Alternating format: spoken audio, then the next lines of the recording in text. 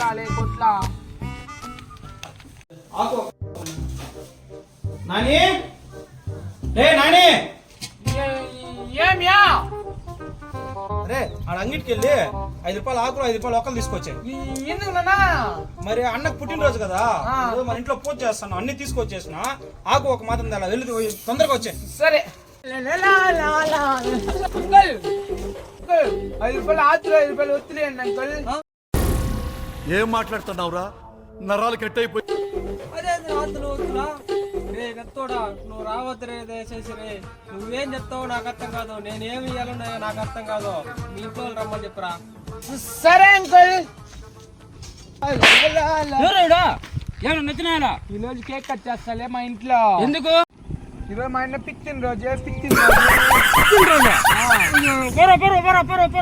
పుల్ల